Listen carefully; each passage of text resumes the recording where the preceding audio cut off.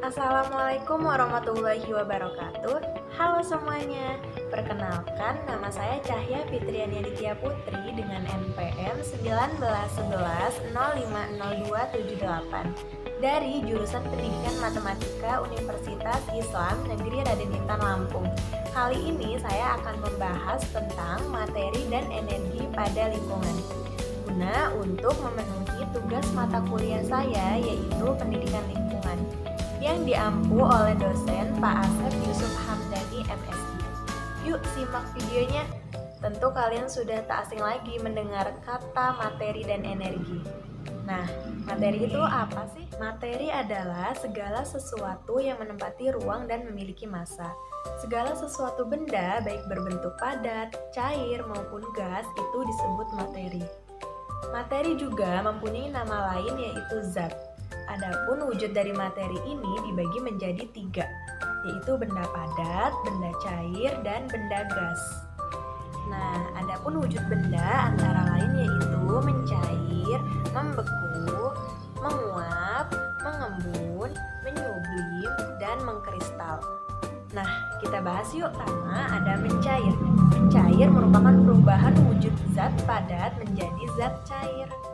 Contohnya, coklat yang dipanaskan maka akan mencair. Yang kedua, ada membeku. Membeku merupakan perubahan wujud benda dari zat cair menjadi zat padat. Contohnya, pada es krim, jika dimasukkan ke dalam lemari es, lama-kelamaan es krim tersebut akan membeku. Yang ketiga, menguap. Menguap merupakan perubahan wujud air menjadi uap air.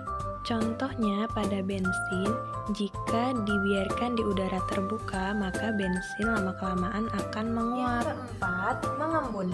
Mengembun merupakan perubahan uap air menjadi butiran air jika mengalami pendinginan. Contohnya, udara dingin di pagi hari yang menyebabkan adanya butiran-butiran air pada bunga. Yang kelima, menyublim. Menyublim merupakan peristiwa perubahan zat padat menjadi gas. Contohnya, apabila kamper ditaruh di dalam lemari pakaian, lama-kelamaan kamper tersebut akan menyublim. Ada mengkristal. Mengkristal merupakan peristiwa perubahan zat gas menjadi padat.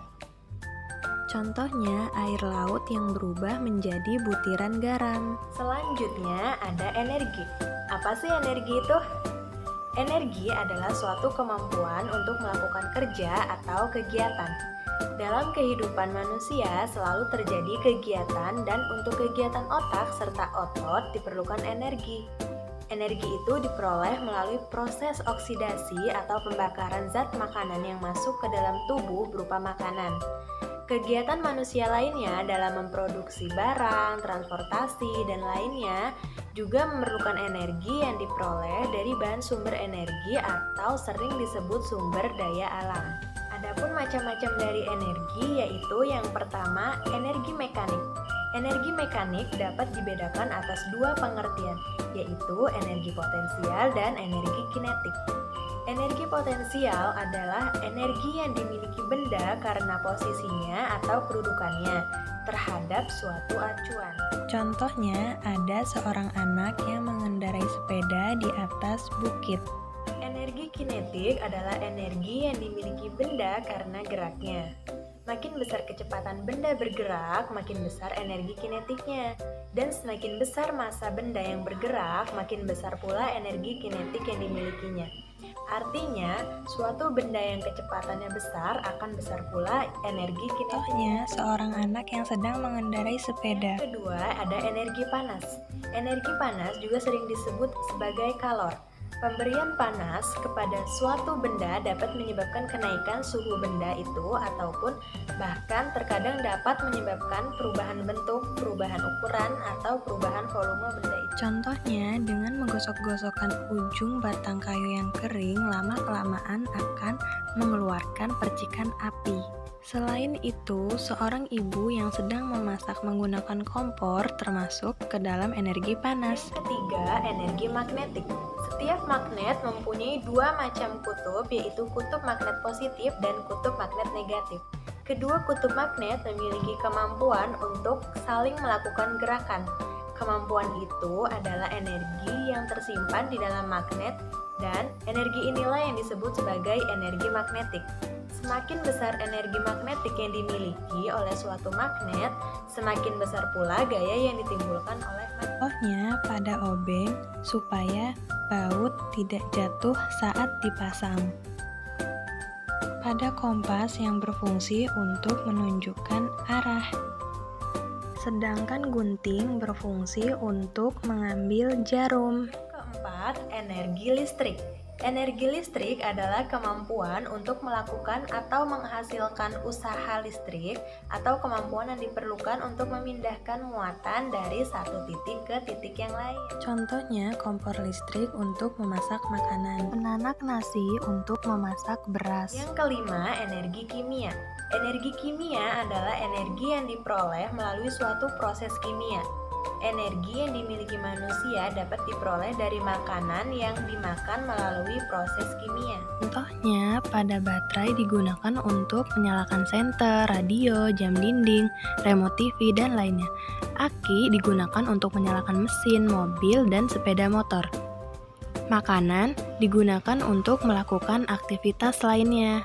Keenam, energi bunyi. Energi bunyi dapat diartikan getaran.